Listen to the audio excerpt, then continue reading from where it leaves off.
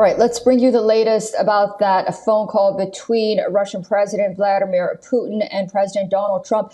There is big potential and a turning point in the Russia-Ukraine war just around the corner. As I mentioned, President Trump is to hold what is seen as a pivotal phone call with Russian President Vladimir Putin in just a short time from now.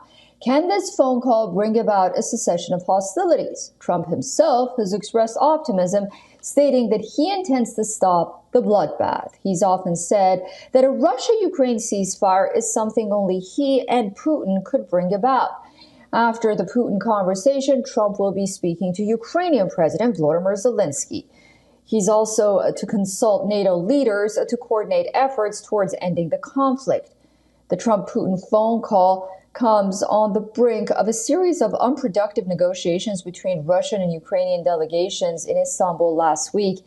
Discussions so far are at a stalemate. Ukraine wants an immediate cessation of violence and a ceasefire, even as it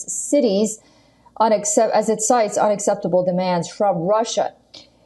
Russia has insisted that the border issue of conflict be resolved first before a ceasefire can be reached.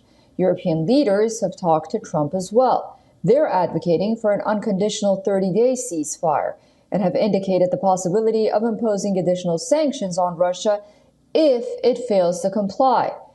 The persisting diplomatic stalemate translates to continued hostilities on the ground and a continuing Russian onslaught. Moscow carried out its largest drone attack on Saturday night since the war began in 2022. 273 Shahed drones rained down, primarily targeting central Kyiv. A woman was killed, 3 were injured, including a child, according to the region's governor. That's the backdrop for the upcoming Trump-Putin phone call. How far can it go to ending hostilities on the ground? Watch out for some realpolitik at work on both sides.